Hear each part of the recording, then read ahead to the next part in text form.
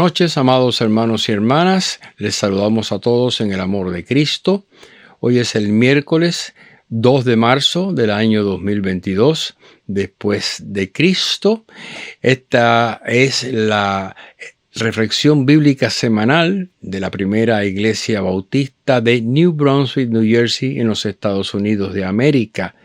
Yo soy su pastor, el reverendo Luciano Márquez Jr., y este es un programa transmitido por los medios técnicos de nuestra iglesia, producido por el hermano Lester Márquez, ministro de adoración.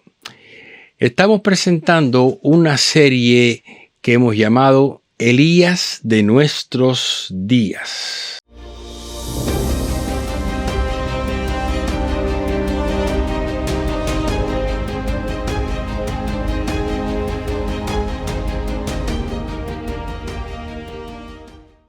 Y quiero leer para ustedes el pasaje de la Biblia que se encuentra en Mateo capítulo 17, comenzando en el versículo 10. Dice así el Evangelio: Porque sus discípulos le preguntaron diciendo: ¿Por qué pues dicen los escribas que es necesario que Elías venga primero? Respondiendo Jesús les dijo: A la verdad, Elías viene primero y restaurará todas las cosas. Mas os digo que Elías ya vino y no le conocieron, sino que hicieron con él todo lo que quisieron. Así también el Hijo del Hombre padecerá de ellos. Vamos a orar. Padre, hasta ahora nos presentamos delante de ti, suplicando que tu Espíritu nos guíe en la reflexión bíblica, que seamos claros en entender el mensaje y nutrir nuestras almas con este pan de vida. Te pedimos que bendigas todas nuestras familias, toda la comunidad en que estamos reunidos, y permite que podamos seguir adelante con el testimonio de Jesucristo, por quien oramos. Amén. Estamos presentando para ustedes hoy el 6º capítulo de esta serie, al cual hemos titulado Una doble porción de tu espíritu. Leemos por tanto el pasaje que está en 2 de Reyes, capítulo 1, versículos 1 al 8. Dice así: Después de la muerte de Acab, se rebeló Moab contra Israel, y Ocosías cayó por la ventana de una sala de la casa que tenía en Samaria. Y estando enfermo envió mensajero y les dijo: Id y consultad a Baal-zebub, dios de Egrón, si he de sanar de esta mi enfermedad. Entonces el ángel de Jehová habló a Elías Tisbita diciendo: Levántate y sube a encontrarte con los mensajeros del rey de Samaria, y diles: ¿No hay Dios en Israel que vais a consultar a Baal-zebub, dios de Egrón? Por tanto, así ha dicho Jehová: del lecho en que estás no te levantarás, sino que ciertamente morirás. Y Elías se fue. Cuando los mensajeros se volvieron al rey, él les dijo: ¿Por qué os habéis vuelto? Ellos le respondieron: Encontramos a un varón que nos dijo: Id y volveos al rey que os envió, y decidle: Así ha dicho Jehová: ¿No hay Dios en Israel que tú envíes a consultar a Baal-zebub, dios de Egrón? Por tanto, del lecho en que estás no te levantarás, de cierto morirás. Entonces él les dijo: ¿Cómo era aquel varón que encontrasteis y os dijo tales palabras? Y ellos le respondieron: un varón que tenía vestido de pelo y ceñía sus lomos con un cinturón de cuero. Entonces él dijo: es Elías Tisbita.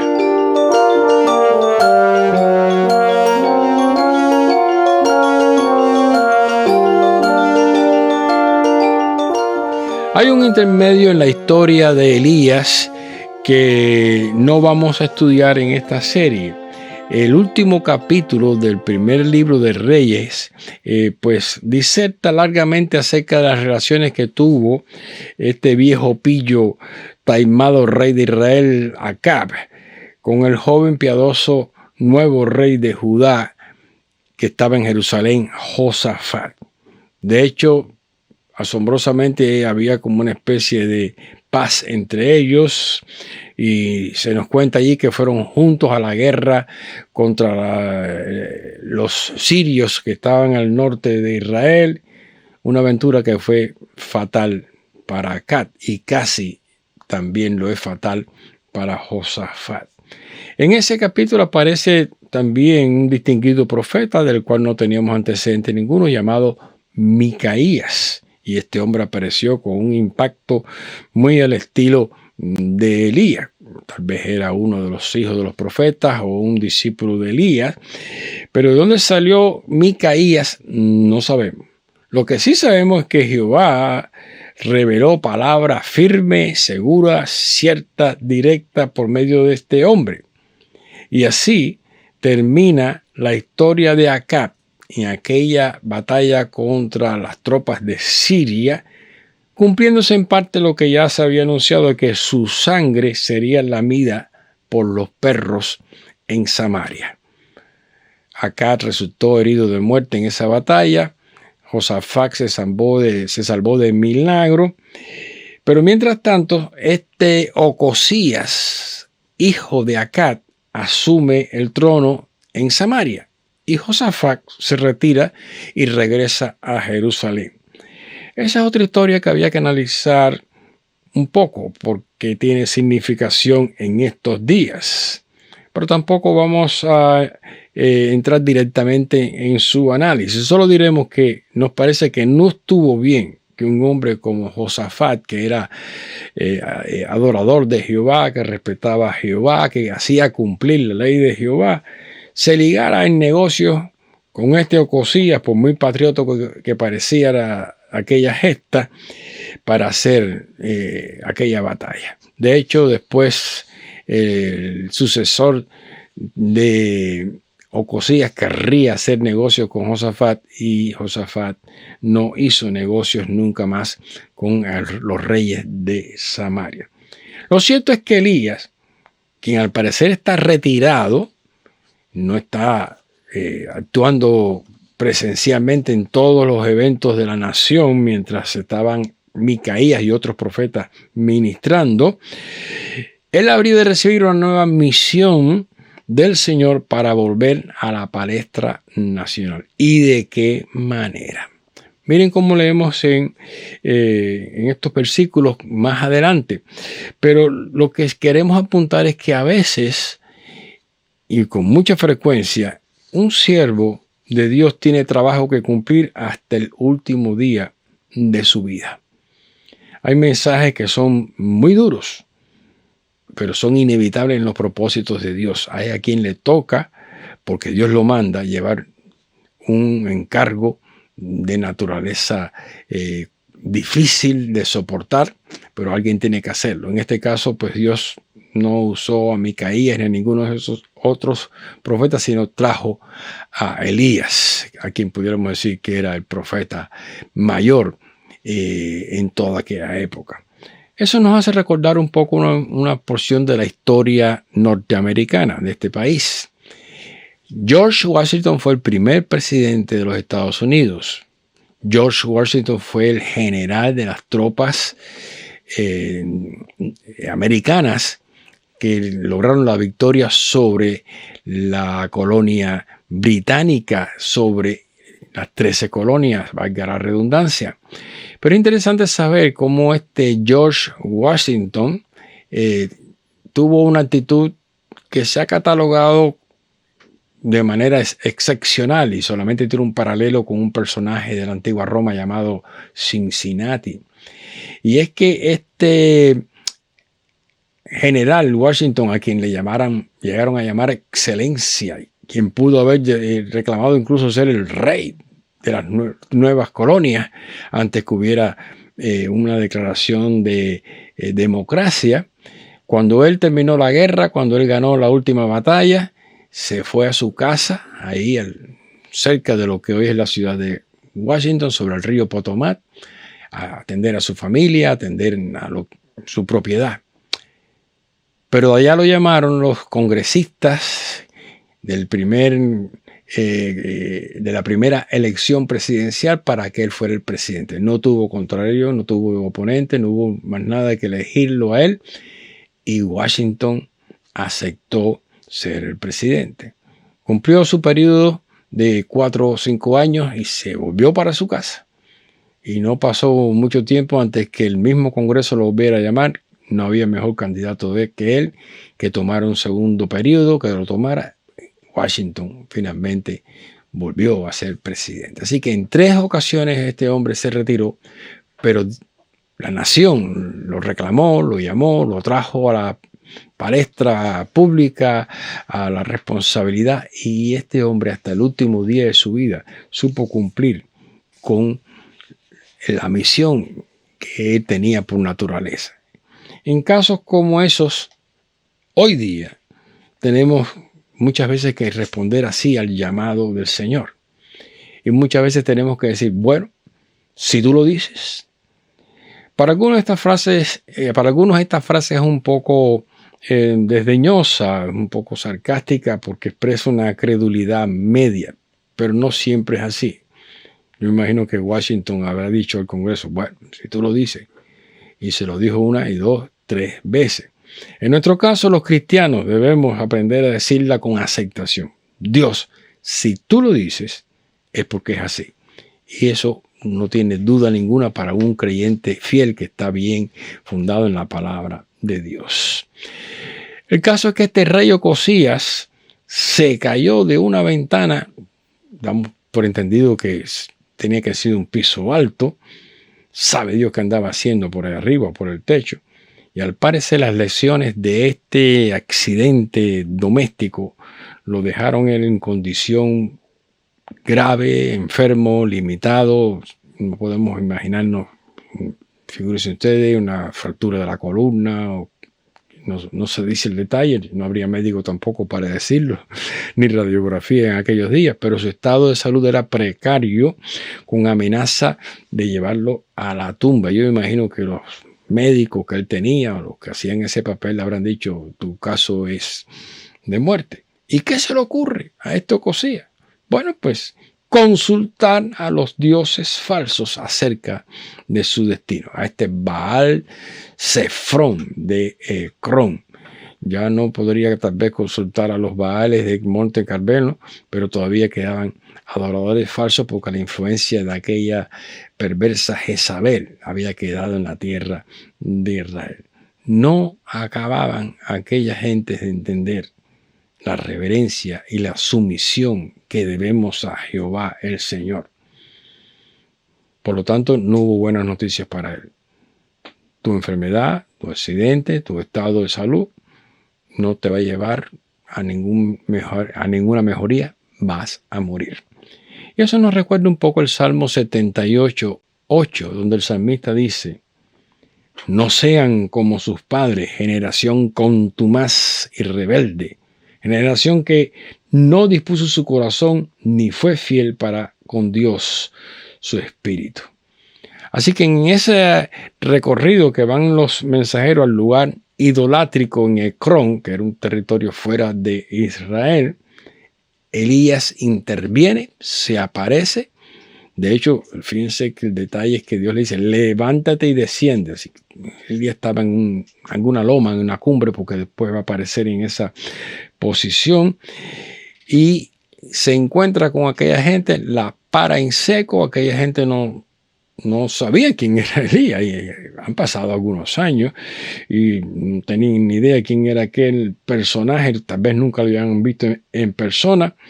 Y le dice, regresen y dígale a Ocosías que no hay remedio para él. Consultando con dioses falsos a esta altura, lo que espera es que va a morir de esa enfermedad.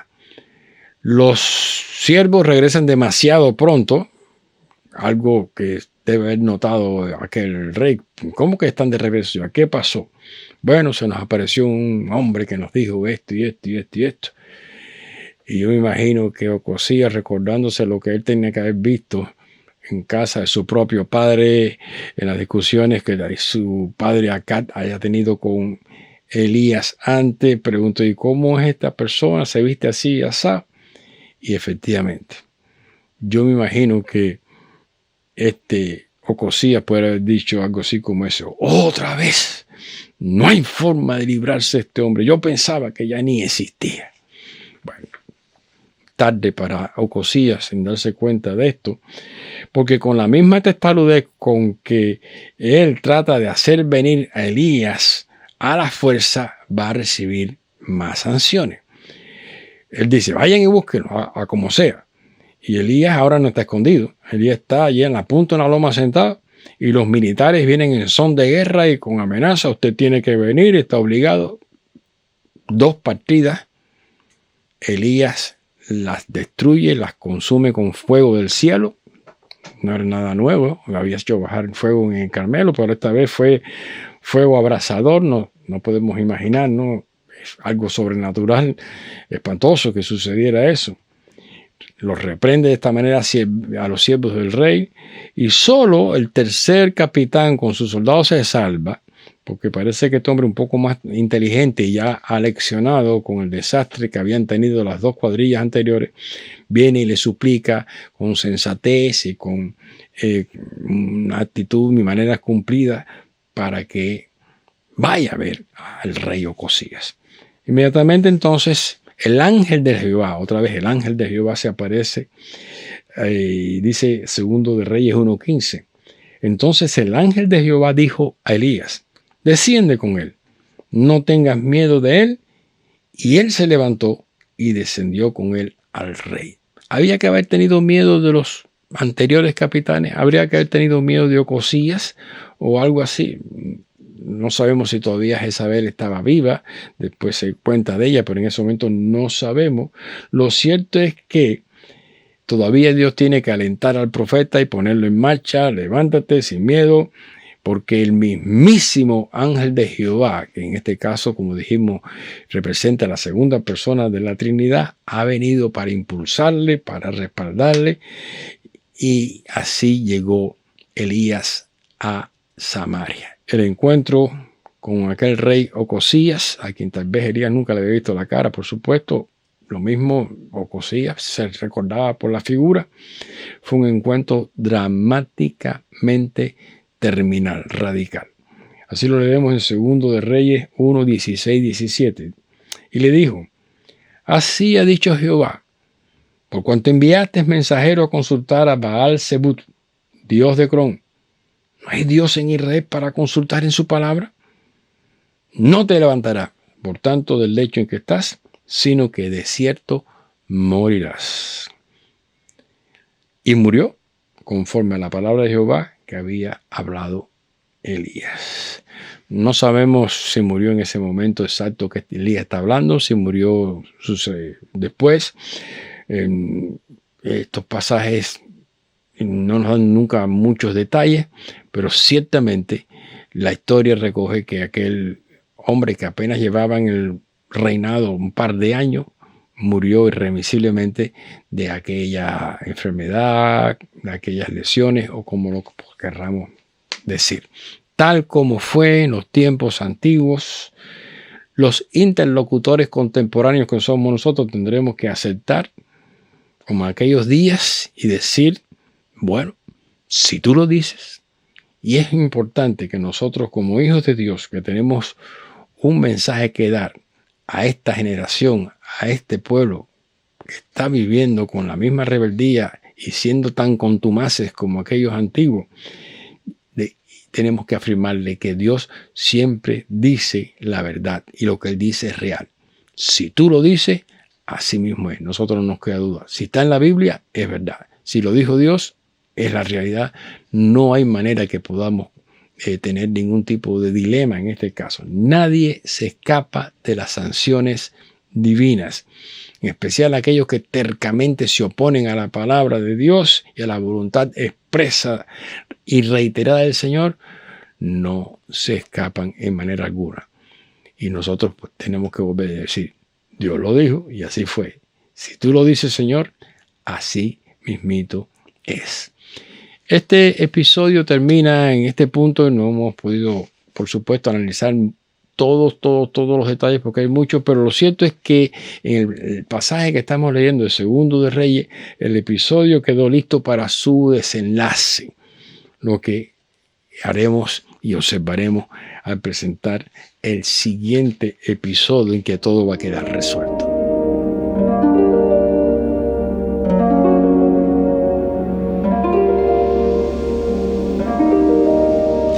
Leemos por tanto para ustedes ahora en el pasaje que está en el mismo capítulo 2 de Segundo de Reyes. Ahora estamos en el capítulo 2. Leemos los 3 primeros versículos. Dice: aconteció que cuando quiso Jehová alzar a Elías en un torbellino al cielo, Elías venía con Eliseo de Gilgal. Y dijo Elías a Eliseo: quédate aquí, porque Jehová me ha enviado a Betel. Y Eliseo dijo: vive Jehová, y vive tu alma, que no te dejaré. Descendieron pues a Betel, y saliendo a Eliseo, los hijos de los profetas que estaban en Betel les dijeron: ¿sabes que Jehová te quitará hoy a tu señor de sobre ti? Y él dijo: sí, yo lo sé, callad.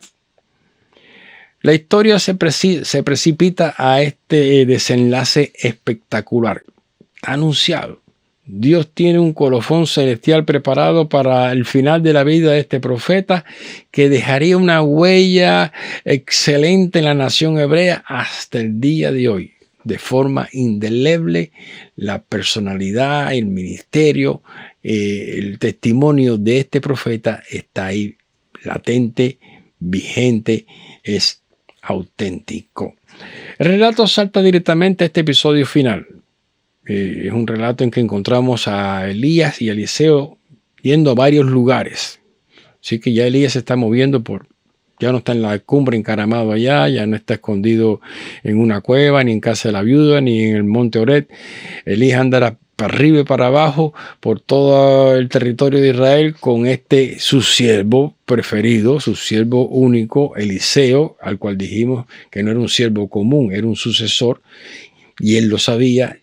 Y no solo eso, sino que el Espíritu de Dios había revelado a toda aquella escuela de profetas que se había formado prácticamente siguiendo el ministerio de Elías y después seguiría con Eliseo, que iba a acontecer un fenómeno extraordinario. Dios va a quitar de sobre ti a tu maestro, a tu Señor.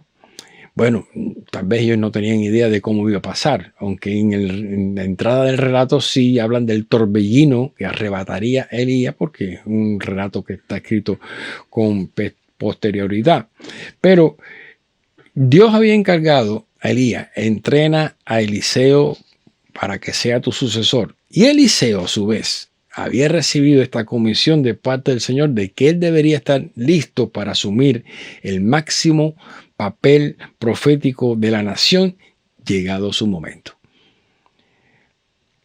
Elías sabía su función, Eliseo también, pero había que esperar. El momento era cuando Dios dijera. Y esto es extremadamente significativo. Como tanto Elías no se apresuró, ni Eliseo se adelantó a aquel momento. De todas maneras, tenía que hacerse algunas pruebas de certificación para que Eliseo estuviera completamente preparado. Y antes que Elías le dijera: ahí te lo dejo, Eliseo tenía que estar dispuesto a que lo recibo.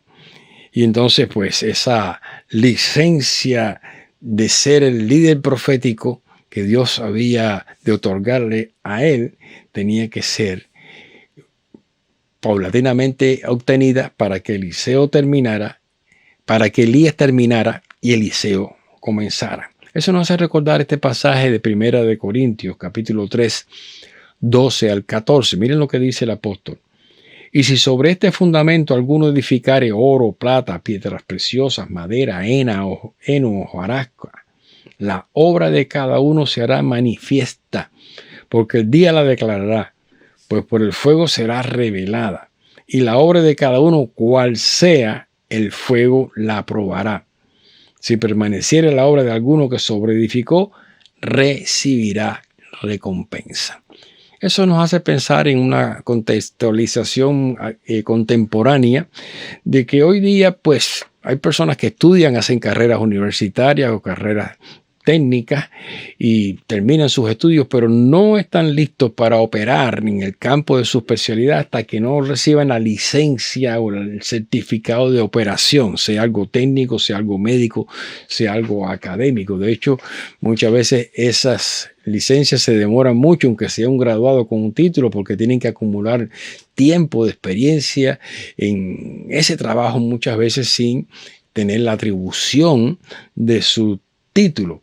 Y esas carreras pues permiten que las personas tengan los conocimientos, pero la experiencia es la que le permite recibir las credenciales de los diversos organismos oficiales o gubernamentales. Esto es una ilustración muy interesante porque nosotros pudiéramos preguntarnos, ¿y existen cristianos sin licencia? ¿Existen cristianos que no están certificados? ¿Existen cristianos que no han recibido las credenciales? Bueno, se supone que el Señor nos dio a Jesucristo como Redentor y al Espíritu Santo como sello. Y nos dijo, ahí te lo dejo. Y el cristiano debe tener este sello porque es garantía, si no, no es cristiano. Y tiene los dones del Espíritu, como hemos estado estudiando en estas últimas semanas. Pero tiene que hacerse tiene que ser acreditado por medio de la experiencia, del testimonio y del servicio cristiano. Volviendo al final de la historia, después del calamitoso evento de la muerte de Ocosías y la ascensión al trono de Jorán, otro personaje que aparece allí, por cierto que sucedió una cosa muy curiosa. En este momento, los dos reyes hebreos coinciden con tener el mismo nombre, porque Jorán, el hijo de Josafat, asumió el reino en Jerusalén y este otro Jorán acá en Samaria. Lamentablemente, el Jorán de Jerusalén no siguió los pasos de su padre. De hecho, se corrompió al juntarse con este otro Jorán que tenía su mismo nombre, al tal punto que este Jorán de Samaria, este Jorán de Jerusalén, se casa con una hija de aquel fatídico Acab, que había sido el rey de Samaria contra quien Elías tuvo que luchar tanto. Elías sabe que tiene que ceder y dejarlo para Eliseo, y Eliseo sabe que va a ocurrir, pero él espera el momento. Los demás profetas estaban al tanto, al igual que Eliseo, de que algo sobrenatural iba a ocurrir en cualquier momento en la vida de Elías.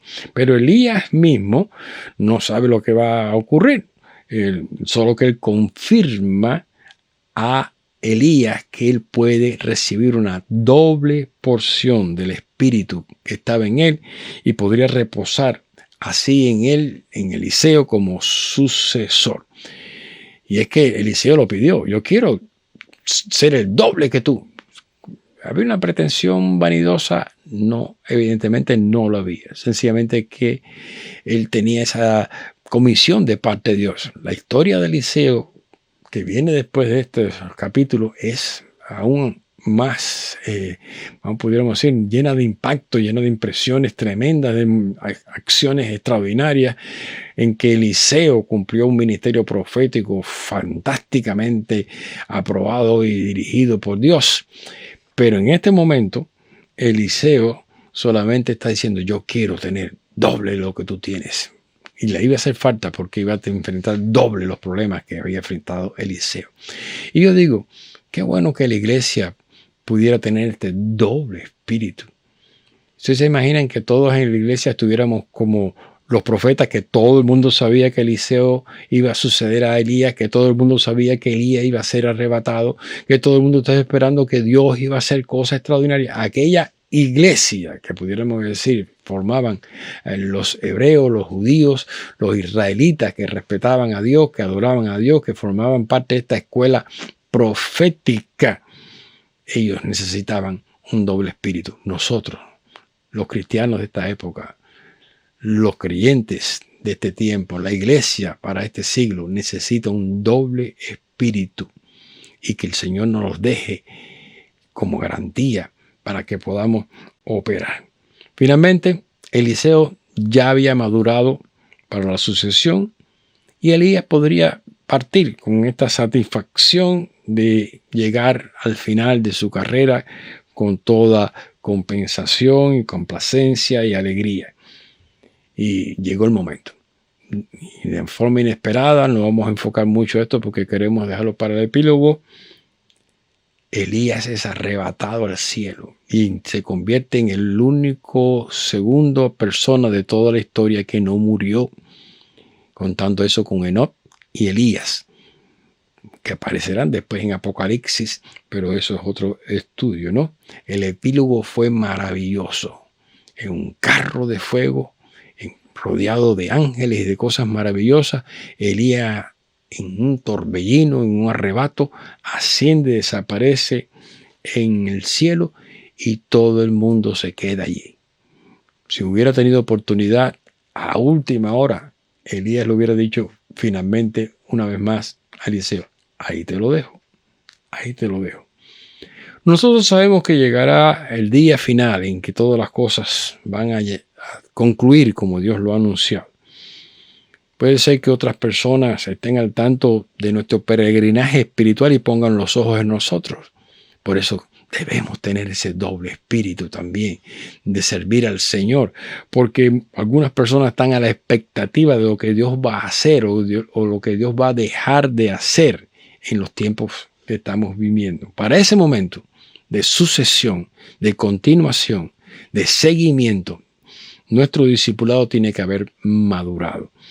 Llegará ese día que con complacencia y satisfacción, pues todos los cristianos podremos despedirnos de este mundo. Pero mientras pasa eso, la sucesión continúa. Desde el primer siglo hasta este siglo XXI, la iglesia cristiana ha pasado la antorcha de mano en mano, el doble espíritu de Elías ha estado entre nosotros y por supuesto nosotros hemos recogido ese manto de bendición que significa el servicio, el testimonio y la alabanza. Dios permita que nosotros podamos llegar al final de nuestras respectivas carreras, de nuestros respectivos ministerios, del servicio que hagamos, como llegó Elías, glorioso y lleno de satisfacción en haber cumplido el propósito de Dios en todo y dejar una pauta de compromiso y responsabilidad como ejemplo. Y que haya gente que siga nuestro ejemplo, que siga nuestros pasos, porque le hemos dejado el propósito de Dios de continuar en el ministerio. Podremos llegar al final de nuestras respectivas carreras con una doble porción del Espíritu Santo obrando en nuestras vidas. Bueno, la Biblia dice que Dios nos da el Espíritu por medida, pero sí multiplica los dones, y multiplica las capacidades y nos multiplica las fuerzas para continuar y traspasar y trascender esta jornada espiritual, esta experiencia que significa vivir para Dios y cumplir el ministerio. Termino, por tanto, con 2 versículos del apóstol Pablo, en que él específicamente toca este tema. Uno está en Hechos, donde él está dando un discurso en los últimos tiempos de su carrera, y otro está en la segunda carta a Timoteo, en que él hace una especie de testamento ministerial. En Hechos 20:24 dice: pero de ninguna cosa hago caso, ni estimo preciosa mi vida para mí mismo, con tal que acabe mi carrera con gozo y el ministerio que recibe el Señor Jesús para dar testimonio del Evangelio de la gracia de Dios. Con la misma idea y con el mismo sentido, Pablo le escribe a Timoteo de una de sus últimas cartas y dice: porque ya yo estoy para ser sacrificado y el tiempo de mi partida está cercano. He peleado la buena batalla, he acabado la carrera, he guardado la fe.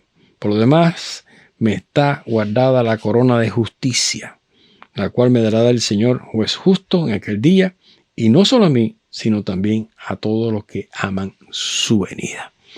Pablo no fue arrebatado en un torbellino, a todas luces, por lo que la tradición dice, terminó más bien martirizado de forma violenta, pero recibió la misma corona que Elías y está en el mismo lugar que está Elías. y Dios está preparándonos para nosotros ese lugar. Ahí lo dejó, porque Él lo dijo. Y como lo dijo, es verdad. Nosotros creemos y por ahí vamos. Bueno, hermanos, pues esto es todo lo que tenemos. Continuaremos la semana que viene con un epílogo de esta serie que hemos presentado y nos gozaremos una vez más en aprender cómo vivir en el papel de Elías en nuestros días. Este sábado lo que hay es trabajo de los caballeros por la mañana, así que ahí nos veremos. Dios les bendiga. Vamos a orar para terminar. Padre, ahora te damos gracias por tu amor y tus bendiciones. Gracias por este estudio tan fortificante que hemos encontrado en tu palabra, por el testimonio de esta vida de este profeta que nos ayuda a encontrar este espíritu lleno de poder que tú quieres que nosotros presentemos a un mundo también contumaz y rebelde como el de aquellos días. Te suplicamos estas cosas y oramos en el nombre de Jesús. Amén. Dios les bendiga, hermanos. Terminamos. Nos vemos.